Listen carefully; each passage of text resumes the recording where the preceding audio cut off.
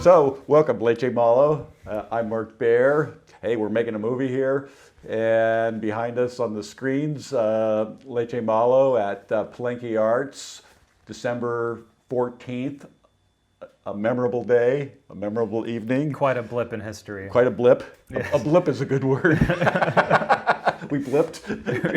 And I worked on the sets. He did all the work. And That's debatable. we got a great band. And They did all the work. It was the comfortable and happy release party. So let's, I guess, talk about the song, the band, the last year, and where do you want to start there? It's been a year since I released the first Leche Malo single, so it seemed a little fitting to do this now. And it's easy to feel like you haven't done anything at all, but this sort of showed me how much we've done together. No, you've had an amazing year. So we met roughly a year ago. I met you through Chelsea Riddle, who's in your band. Yeah, Honey Pipes. Honey Pipes, and we did an interview a year ago. Mm-hmm. And shortly after that interview, you left on a tour. You were in Chicago. You were across the country. Yeah, so New York, Chicago. You've had a full, kind of a full crazy year. Yeah, it was pretty transformative. Everything changed, on that trip. Everything that was like the fodder for all of this new stuff. So just to describe the show from my perspective, it was theatrical, it was lyric based, it was a realized concept from beginning to end, and it was like seeing a show. In other words, it was not like seeing a concert where you played a set of songs, but it was an integrated concept. Mm-hmm.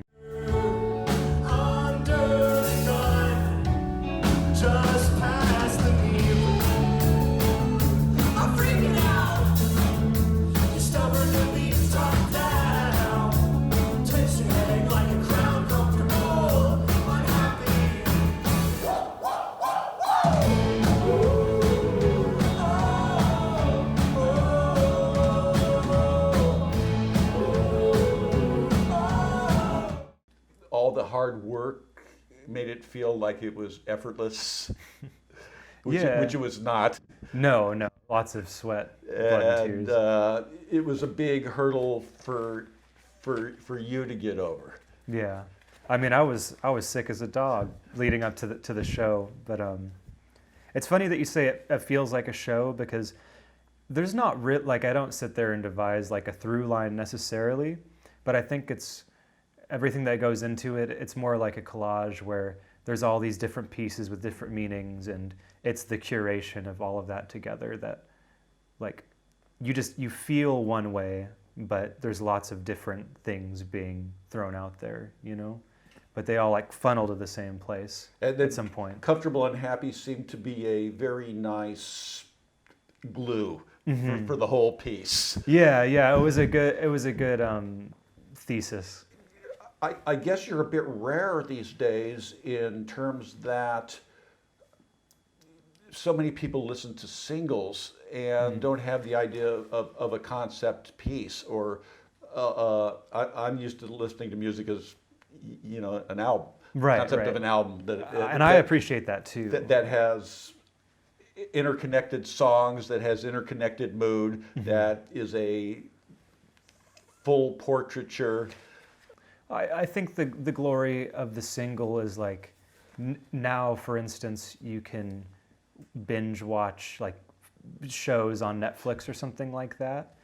I could release an album and everyone could just like play it, just drive it in and stuff. But I think there's something really special about releasing something in installments and allowing people to like sit with a thing for a while.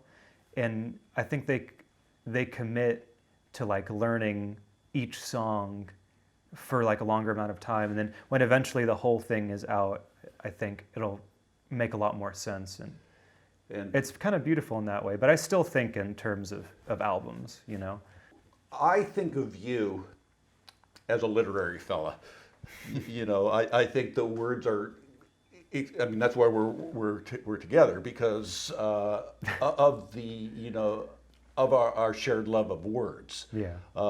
And you also write hooks, hooks and melodies, that I think is, first of all, it's difficult. I mean, there's great wordsmiths, and then there's people who make great melodies, but it's hard to put that package together. Yeah, and it's not even like hooks, I think, in the classical sense of like a refrain that keeps coming back. I think that there's little hooks in every part, like a hook being like something that captures your attention. Like I'm trying to write songs more in the vein of memes, just like the smallest unit of. It's like the idea of the meme is you look at a picture and you feel a certain way, and it's very simple. There's two pieces of information. There's some text and an image, and like in the same way, I think that's where music is moving to, just something that's like really like for the jugular, artistically. What I really appreciate that I was cognizant of is that you create a lot of space. In other words, all the detail. You didn't put detail, mush it together. You gave every little bit its space so that it could live, so that you're creating these very dense soundscapes, but you're very clean in how you lay it out. So like arrangement-wise? Arrangement-wise, so you can hear all the players, so everybody gets their moment. So you hear what the bass does, you hear what the guitar does, then it all works together. Every kind of, nobody was stepping on each other. Yeah, it's something that's sort of just woven into the way I make music.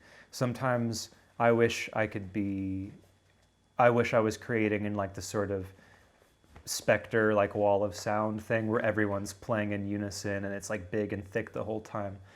But deep down inside, I feel like it's just more interesting having like ebbs and flows and off-scale balances at times, and then like huge parts to small parts. It's the most exciting thing. It feels adventurous, The theatricality of it. Even though the music is very personal, it feels like it's personal in a way that was personal to everybody there, and that everybody was relating, and the words were again effective in a way that.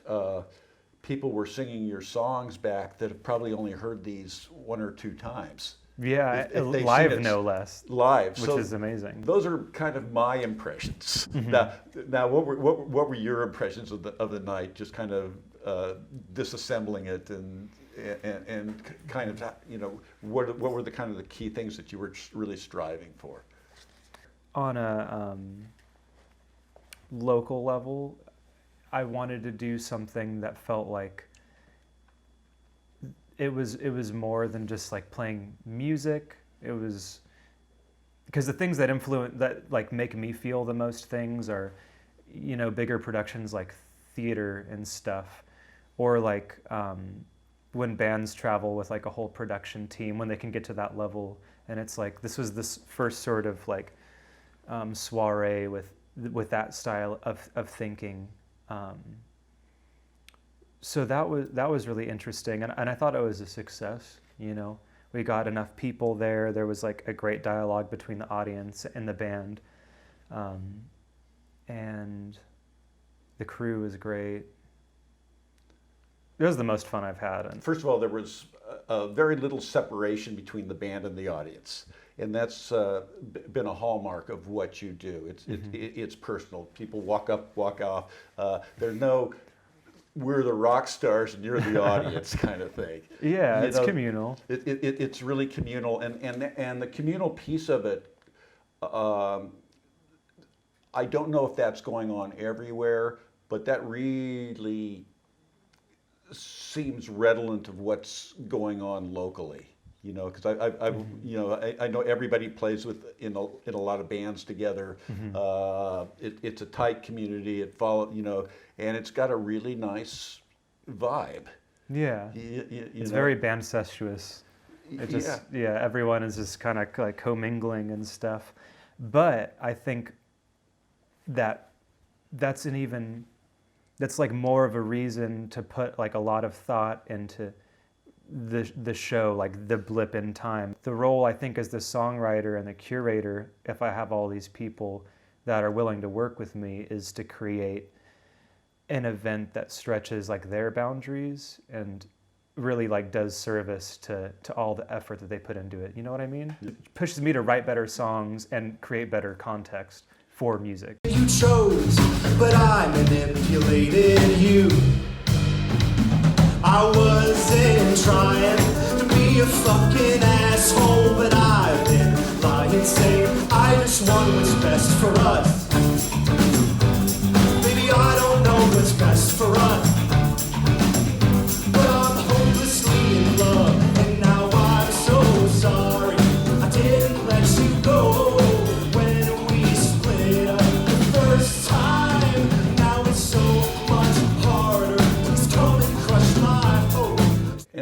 And I appreciate that you bill yourself as an artist-musician because it's what that communicates. It's a full-on show that each part of it is important. Mm-hmm. It's as if you had really planted a seed of where you want your future to sprout. Mm-hmm. You know, I have a sense that you're at a point in your career where you kind of have a sense of your powers, you have a sense of what you want to communicate, you have a sense of your style, you have a sense of what's you and what's not you. Mm-hmm. You know, like I say, it doesn't have to be the truth, but it has to be true. There's the growing debate of like, does do you need the image of the artist like right up there with the music? Like, do you need the character as well as the music to like make it in the business? And for a long time, I was just kind of like focusing on the music side of it and sort of ignoring the sort of like aesthetic quality of like what surrounds it. And now I've kind of embraced like like a 360 of the arts. Like I think about everything, and I think that's something not to take granted for, and it's not vain. It's just, you know, well, it helps to get real understanding. You know, you've looked at Bob Dylan very close to see how he's changed identities. So he has this whole like mythos, legend. We could see it all from the beginning till now, you know. And I didn't live through it. Like maybe you lived through those changes, but to me, it's all like laid out in a timeline. You've got the full book. Yeah, there's so many books. But then like that kind of alongside the people that are doing that for me, that like I'm going through other artists breaking out like in the modern day is so interesting to me because it is so different. Like Orville Peck and Oliver Tree, there's all these like crazy character artists that are coming out now, and it's like so potent. Like you see one still of them and you know like this is them, and that's what interests me, is like playing the internet like an instrument, and that potency and the conciseness. So it's a struggle sort of having like a huge breadth of like creativity and then also keeping it graspable. Let's talk about the what I call flavors. You have a lot of musical moods. You have a lot of musical elements. You have a lot of things that really are just ear candy, you know, and a lot of, you know, you never come at the same song through the same way. Yeah. That's important to me. Yeah. I mean, maybe inevitably we all do this, which is like write the same song over and over again until it's perfect. But I need to fight that, at least in my own head. Like if I'm halfway through a song and it sounds like another song I've written, like I'll definitely scrap it. And my band appreciates it, having like every piece be like really singular in just like the sonic way. I don't know if that's the wisest choice for like the music economy. Like I think people do want to have like a sonic stamp throughout like a whole vein of a project, but also screw it. I think if you're true to you, if you're true to, in other words, you can't go chasing. You can't go chasing because that's not you. No. But if you're true to you and it's coming out of you,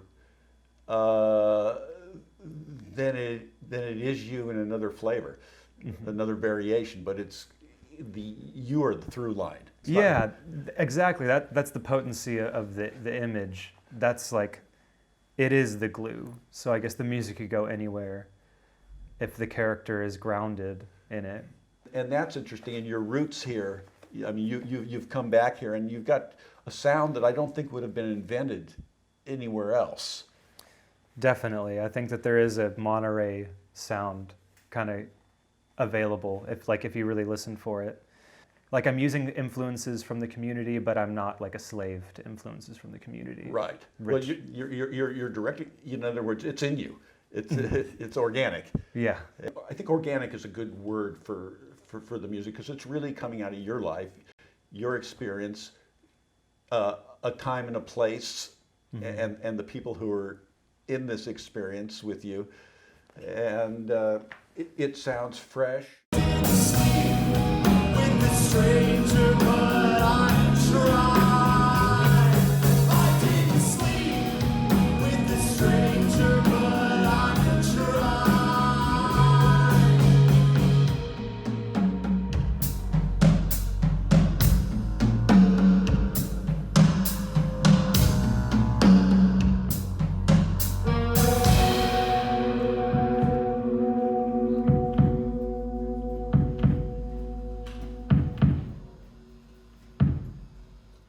When you imagine it bigger, and given where you'd like to go, and not forever, but in the next couple of years. I would love to have a better archive of these events, to have more videos and audio recordings, namely because I want to be able to do events like this outside of Monterey. Yeah, of course. So it was like, it was really hard to build the stage and put up the art and make the art and rehearse the art and hire all the people to be there at one time, and I couldn't imagine at this point doing that, 30 days in a row in different cities.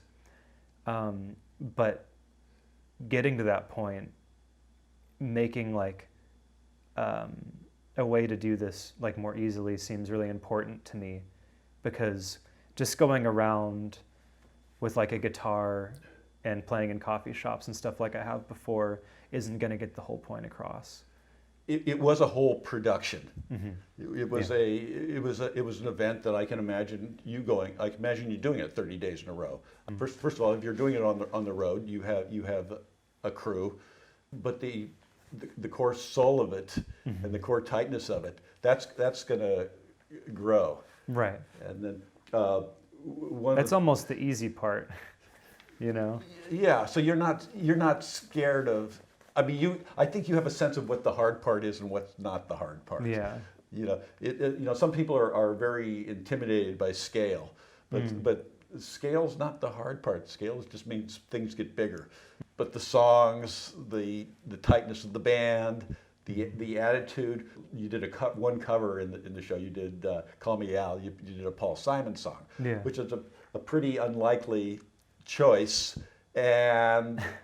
but it really reflected well on your words because you're a wordsmith, and it really opened. It really allowed things to breathe.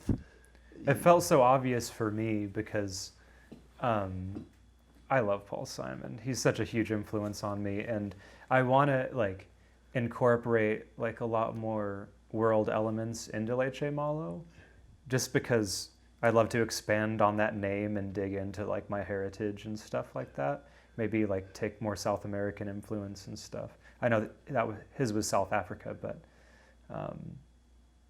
Yeah, but it's interesting that it seems out of left field for you, because for me it's like it was the obvious choice. Well, I mean, it was obvious there, but it's an interesting that you, Yeah. you know, that you picked it and how well it worked and how It was well, great. That was such a good moment. Everyone went nuts. Yeah, they went nuts. There was a conga line around the room. You know, it was it was really exciting.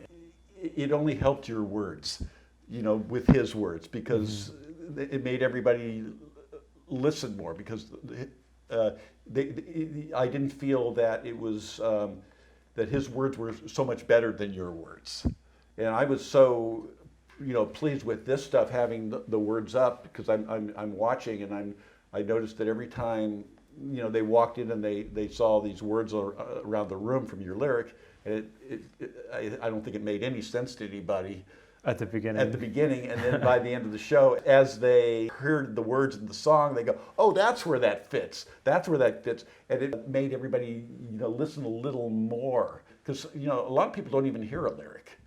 That's exactly the whole Mimi thing of like, we had two bits of information. You had like the huge blown up lyric, and then it appears like in the show, and that's the moment where like it hooks and like it's committed to like a deeper level of people, and yeah, that was amazing. Yeah, it actually, you know, you never know if these things are going to work, but it suddenly, I saw them, you know, I see people, they go, "Oh, there's that," you know. Yeah, it's like I spy or something. Yeah, yeah. We were tripping in the park. All of a sudden, felt the spark. Yeah. You know, that really worked. Yeah. And they go, "Oh, I see."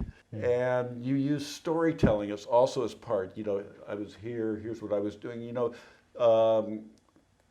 it seemed very normal and very natural in it. But a lot of times you're seeing a show. They're up there. They're singing their songs. There's no communication. You know, you're talking about the coffee shops being in being in a graveyard, walking through these things. Yeah. Then the song with the spider Yeah, yeah. living there, and you explain the story, and you took your, even though the moment was really moving fast, you were taking time to move very slow through it, and just really nailing your pegs, so everybody was in the, you know, you really built a structure through how you told the story, how you laid out the story. You were very, you didn't feel rushed. In fact, you always felt a little bit behind the beat. Yeah. It's about attuning, so people really listen to what you're Yeah. saying. Well, they can't relax unless we relax, you Yeah. know, which is important. And I think it's important, like, when you start to play a song, you know you have like 3 to 6 minutes that people are going to be in this piece of music, and to not take 30 seconds to give them, to plant the idea inside of them that like they can like really be in that moment of like, this is where I was, this is how I was feeling, and then they hear the song and it like unfolds within them, and they could maybe even visualize it better. Like, that would be so remiss not to do that, like give them that. But it's a pet peeve of mine when songwriters explain their song and then they explain like the moments that happen in the song beforehand. So they tell this whole huge story, and then they play the song and they say the same exact thing. Like, it's important just to give them enough and then have the song say something else, like a different viewpoint on the same thing, instead of just saying the same thing twice. So I mean, this is like an evolving epiphany to learn how to. Each one of these things is a skill set that you have to learn how to do through trial and error, and some of it is you know, intuitive, but none of this is really intuitive. I don't wake up in the morning, or I'm not taking a shower and think about this stuff. I think it all just comes in the moment of doing it, and I'm like, because I don't really think that much. That's all good. It's very lucid and just like organic, but it's only in moments like this when we talk about it that I realize that I've been thinking all these things. Very interesting. Like Truman Capote said, it's one thing to be a good writer. It's really hard to be a great writer. And you're someone who for better or for worse, I see is going to have a life of art. You know, I really can't. You're not really made for much else. Yeah, it's true. You know, I made that choice long ago. some people have choices. I don't think you're one of them. Yeah. I think this is you've cast your fate, and you're going to have a lifetime of creativity. I think it'll probably take many forms, and it'll evolve many ways. And I see that you're spreading out in many ways that it will go. But the work, the effort, the commitment, the drive, the aspiration to get the good. First of all, it's damn hard to get the good. Yeah. You know? Oh, get to that point? Just to get the good. Yeah. And now you're at that step, and then each step up each bit of the polish, each bit of the, again, in the writing, any writer's looking to go deeper, truer, more impactful, how to say it new, how to bam, it's all that, it's like bam. And that bam is just, that's what you live for. It's a lot of legwork for those bam moments, for sure. I know that's going to be the struggle all the time. It's like a lonely life, except when it's not, and then it's just wildly overcrowded. But I'll take it. You're not particularly extroverted, so I don't think fame is anything that's aspirational other than sales. Well, I'd like people to hear the music. Hear the music. I don't think that you need to be. I don't need the attention. Recognized in the supermarket. Well, I will say that I was at Cafe Lumiere the other day, and the barista was like, "Yo, are you Leche Malo?" And she didn't even know like my real name, and I was so excited because I had like never met her in person. Thank you if you're watching. That's pretty great. Yeah, it was beautiful. Why one does these things, and again, because I think it's your calling. This is Insanity, yeah. Yeah, insanity, and because you can, and I think when you do something, I think that it's good, and the next thing is, the next thing is the next thing. I think we're done. Yeah. Anyway, I think we're done. Anyway, yes, it's all great. It's all great. Good show. I'm with Leche Malo. Gotta go. That was good. Okay. Show.